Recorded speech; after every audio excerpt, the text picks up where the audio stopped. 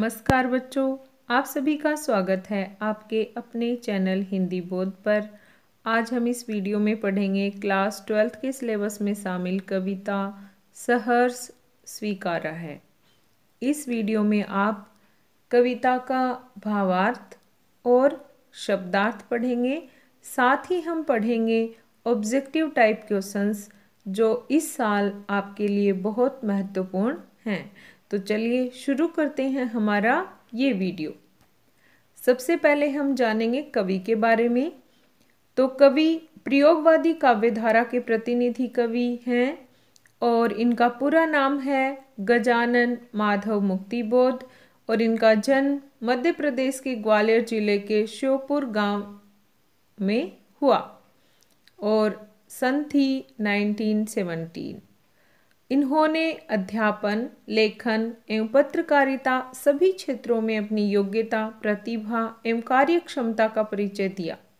मुक्तिबोध को जीवन पर्यंत संघर्ष करना पड़ा और संघर्षशीलता ने इन्हें चिंतनशील व जीवन को नए दृष्टिकोण से देखने के लिए प्रेरित किया।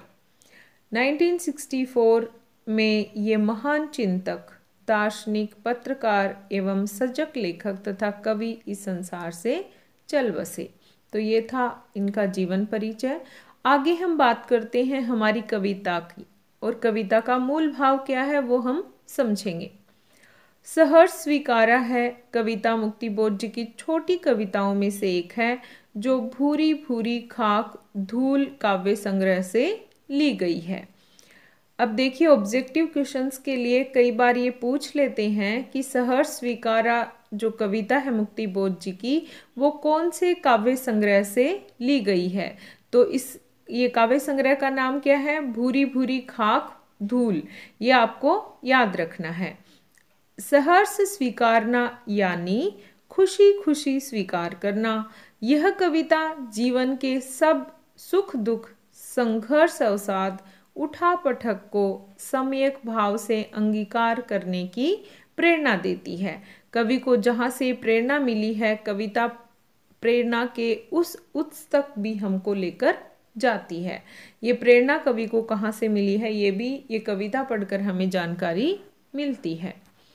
आगे है हमारी कविता की पंक्तियाँ और उसका शब्दार्थ, फिर हम भावार्थ देखेंगे। तो पहले कविता की पंक्तियाँ हैं, जिंदगी में जो कुछ भी है, जो भी है, सहर्ष स्वीकारा है, इसलिए कि जो कुछ भी मेरा है वह तुम्हें प्यारा है। गर्बीली गरीबी यह गंभीर अनुभव सब, यह विचार वैभव सब, दृढ़ता यह भीतर की सरिता यह अभिनव सब मौलिक है, इसीलिए कि पल पल में जो कुछ भी जागृत है, अपलक है, संवेदन तुम्हारा है। अब देखिए, इसमें हम शब्दार्थ देखते हैं। सहर्ष खुशी के साथ, स्वीकारना मन से मानना, गर्बीली स्वाभिमानिनी, गंभीर गहरा, अनुभव व्यवहारिक ज्ञान प्रैक्टिकल नॉलेज, विचार वैभव भरे पूरे विचार।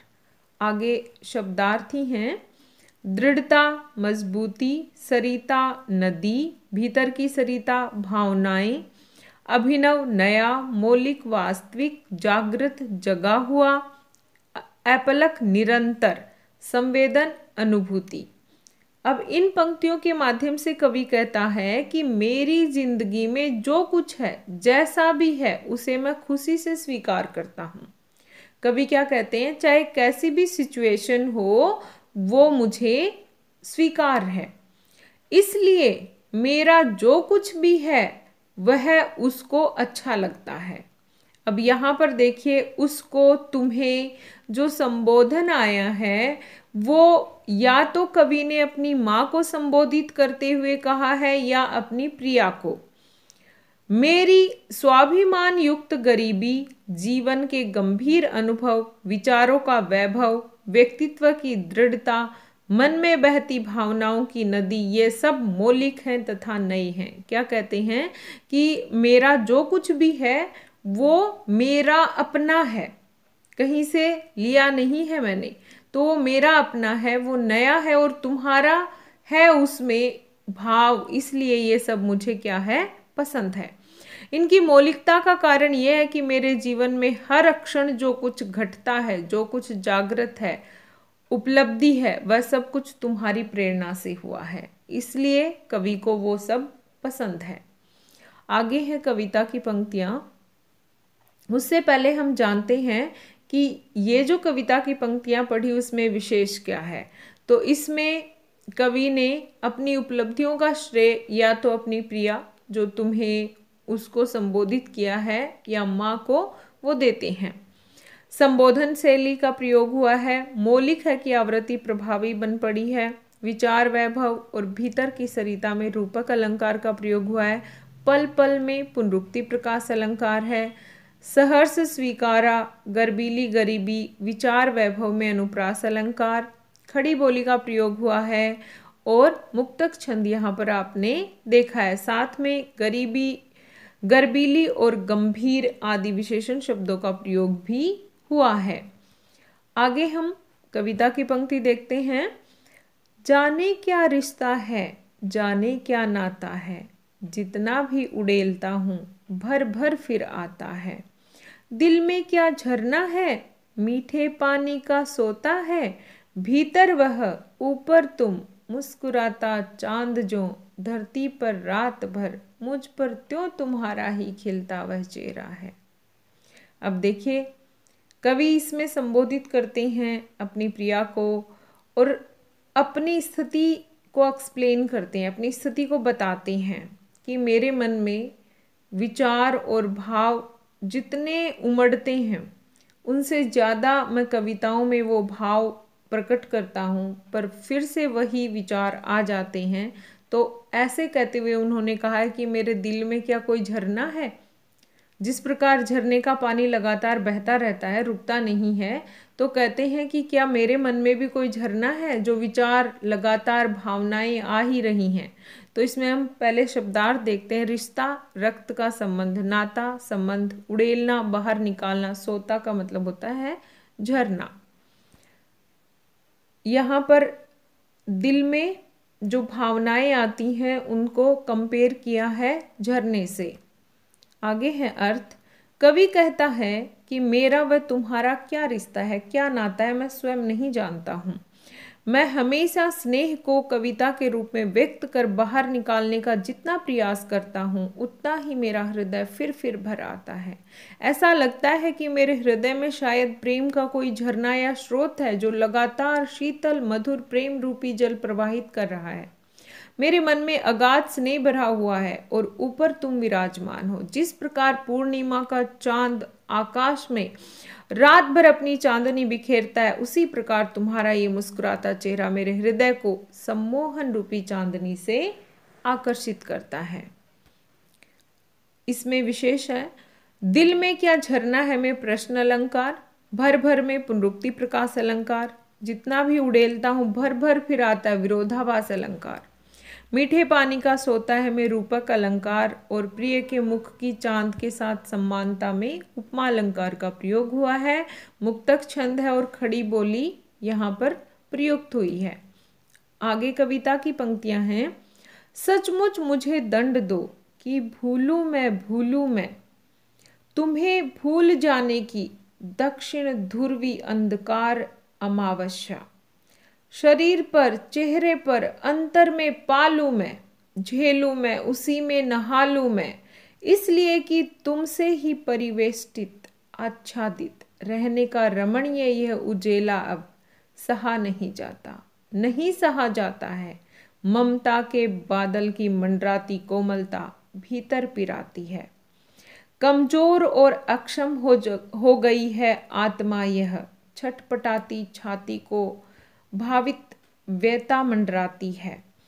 बहलाती सहलाती आत्मीयता बर्दाश्त नहीं होती है। अब देखिए, इन कविता की पंक्तियों में कवि ये कहना चाहते हैं कि आपकी जो भावनाएं, आपके प्रति जो विचार, आपका जो स्नेह और प्रेम है, उन सब को वो विस्मृत कर देना चाहते हैं, भूल जाना चाहते हैं, और उस भूलने को वो अंधकार में डूब जाना कहते हैं। क्योंकि यहाँ पर बताया गया था कि उनको जो चांद सा चेहरा याद आता है वो उनको जीवन को प्रकाशित करता है। तो कहते हैं कि वो प्रकाश, वो उजाला मुझे अभी नहीं चाहिए, मैं अंधकार में डूब जाना चाहता हूँ, विस्मृति में भूल जाना चाहता हूँ मैं उस आपको या आपकी यादों को। तो वो जो भूलना है उसको अंधकार कहा है, और किसका? अमावस्या का और दक्षिणी ध्रुवी का। ठीक है, तो चलिए हम शब्दार्थ देख लेते हैं। दंड मतलब सजा, दक्षिण ध्रुवी अंधकार, दक्षिण ध्रुव पर छाने वाला गहरा अंधेरा, अमावस्या चंद्रमा विहीन काली रात, अंतर हृदय, परिवेष्टित चारों ओर से घिरा हुआ, आच्छादित छाया हुआ, रमणीय मनमोहक मनोरम, उजेला प्रकाश, ममता अपनापन, मंडराती छाई हुई, पिराता दर्द करना, अक्षम अशक्त शक्तिहीन, भवित्य भवित्वेता भविष्य की आशंका, बहलाती मन को प्रसन्न करती, सहलाती दर्द को कम करती हुई, आत्मीयता अपनापन। यहाँ पर अर्थ है, कवि कहता है कि हे प्रिय तुम मुझे दंड दो और ऐसा दंड कि मैं तुम्हें भूल जाऊं। तुम्हें भूल जाने का कष्ट दक्षिणी ध्रुव के अंधकार रूपी अमावस्या के समान होगा, लेकिन मैं इस वेदना में डूबना चाहता हूँ। मैं तुमसे विरह का दर्द शरीर पर, चेहरे पर, अंतर्मन में भरपूर झेलूं, इसी दर्द में नहा लूं। मेरा वर्तमान जीवन तुमसे ही घिरा हुआ है, चारों ओर सिर्फ तुम्हारा ही स्नेह फैला हुआ है। प्रिय का ये स्नेह अतीव रमणीय और सौंदर्य से युक्त है, परंतु ये उजाला मेरे लिए असहनीय सा हो गया है। कवि कहता है कि मेरे मन में प्रिय की ममता बादलों की तरह मंडराती रहती है, जो अंदर ही अंदर एक दर्द पैदा करती है, एक दर्द देती है, जिसे मेरी आत्मा में वेदना को सहने का सामर्थ्य नहीं रहा। भविष्य के बारे में सोचकर मैं अब अधिक डरने लगा हूँ। हे प्रिय, ऐसे में तुम्हारा बहलाना, सहलाना और अपनापन जताना, प्रेम प्रदर्शित करना मुझसे सहन नहीं हो रहा है। आगे कविता की विशेषता है, कवि अत्यधिक मोह से अलग होना चाहता है। संबोधन शैली का प्रयोग हुआ है, खड़ी बोली का प्रयोग यहाँ पर हुआ है। अंधकार अमावस्या निराशा के प्रतीक हैं। ममता के बादल दक्षिण ध्रुव अंधकार अमावस्या में रूपक अलंकार, छटपटाती छाती में अनुप्रास अलंकार का प्रयोग हुआ है, और कोमलता व आत्मीयता का मानवीकरण किया गया है। आगे हम कविता की पंक्तियां देखते हैं। सचमुच मुझे दंड दो कि हो जाऊं पाताली अंधेरे की गुफाओं में, विवरों में, धुएं के बादलों में, बिल्कुल मैं लापता। लापता कि वहां भी तो तुम्हारा ही सहारा है, इसलिए कि जो कुछ भी मेरा है या मेरा जो होता सा लगता है, होता सा संभव है, सभी वह तुम्हारे ही कारण के कार्यों का घेरा है, कार्यों का वैभव है। अब तक तो जिंदगी में जो कुछ था, जो कुछ है, सहर्ष स्वीकारा है, इसलिए कि जो कुछ भी मेरा है वह तुम्हें प्यारा है।